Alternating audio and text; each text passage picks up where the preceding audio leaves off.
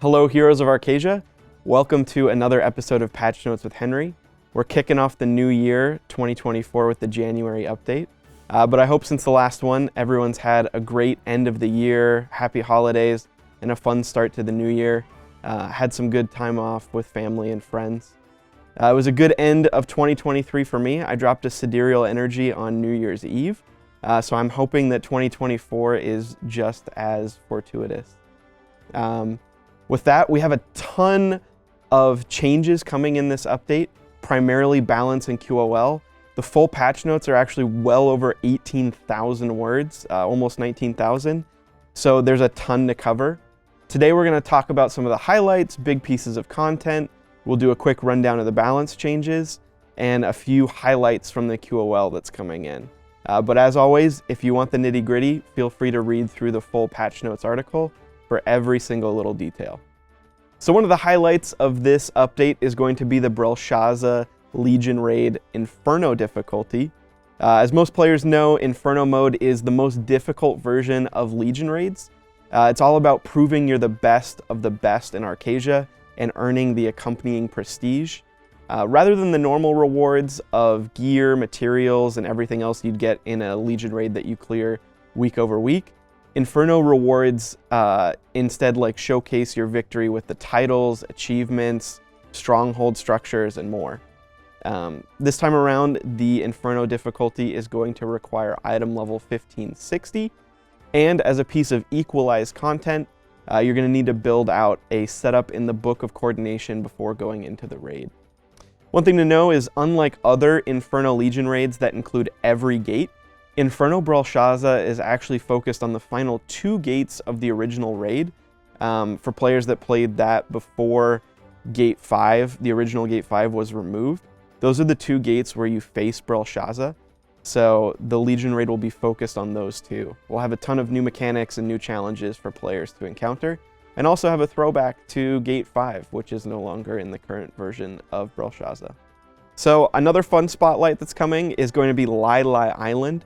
It's a new adventure island that's been added to the sea south of Punica. It can be entered through Procyon's compass on a schedule, just like other adventure islands. And there's going to be a new island soul, Makoko seed, achievement, and title, along with some fun activities for players to check out. Cool, let's talk about the events in this update. So one important one is Illios Island, the special New Year's event that we did at the same time as Korea. I had a lot of fun with that. I was actually in there right at midnight in my region watching the fireworks, had a blast with all the players in there. But that event is going to be drawing to a close with the January update, as it was special for the new year. We have new login and hot time events that have been added. And it's also important to know the daily playtime reward event will continue until the February update. So another month of those rewards for playing every day. The Freja Island event is going to continue for another month with a new activity. A new ice castle will replace the maze garden, which was the current activity in that event. You'll be able to transform into a Makoko when entering the castle, and there's going to be icy floor tiles that will start to break once they are stepped on in a fun new mini game. There's some other elements of the mini game, such as breaking snowflakes by using special skills. But it's a fun one and not like something that we've had before. Similar to the previous event though, you can enter every even hour, like 2 p.m., 4 p.m., etc., and once per roster per day. And you can also earn the tokens from clearing Chaos Dungeons and Guardian raids if you're not interested in playing the new event. And as always, the tokens can be spent at the event shop. It has a variety of valuable items, a bunch of honing mats, battle items, all the quality of life stuff that you'll want in there, and along with some special items. And Freja Island will be available until the February update. So don't forget to spend your leftover tokens on silver before we launch the February update next month. So this month we have a few different cosmetic collections arriving in the store. You can get cozy and stay warm in the Arcasian winter and winter-themed Nerea's wardrobe. Start the year with new New Year skins, or look your best while transformed with special transformation skins. We have videos for all of those new cosmetics to show them off, so we'll go through those collections one at a time. First off, let's check out the Winter Neria's wardrobe.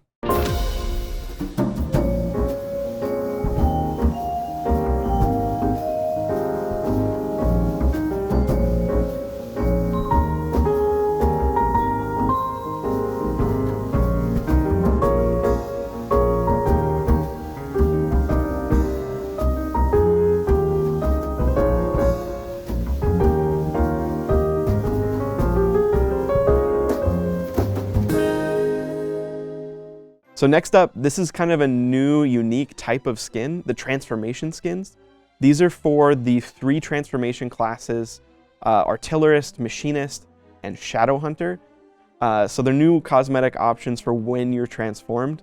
I'm personally excited for the Machinist one, as I have a Machinist. But let's check out what the 3 of those look like.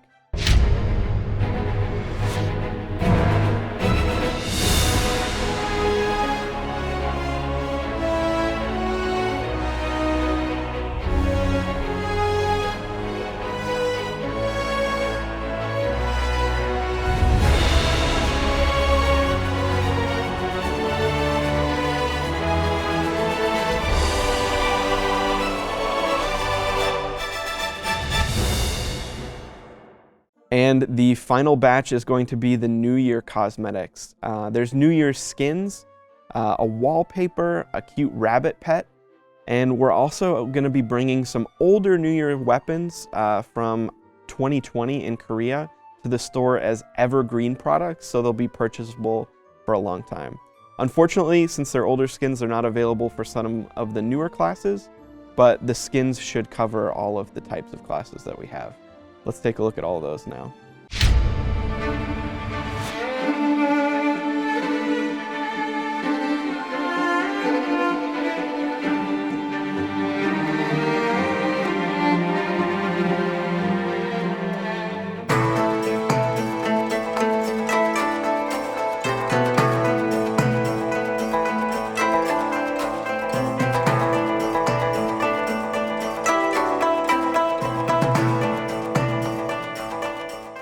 So there's a ton of general QOL changes arriving in the update.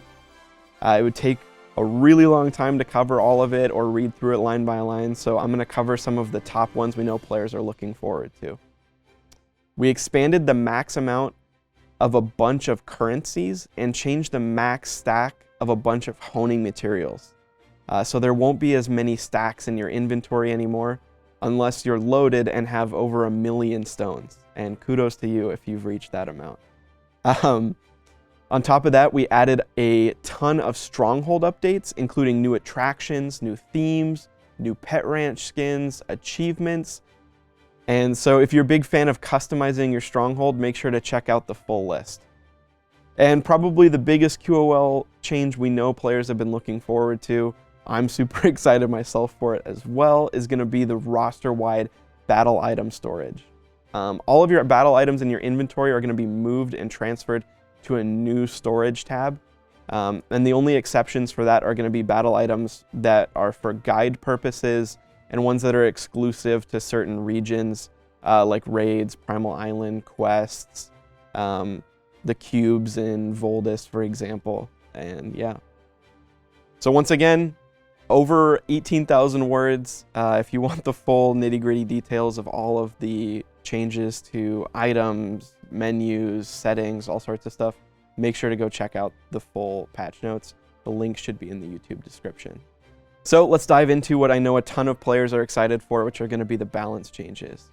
We'll dive into a few general ones and then get into some class specifics.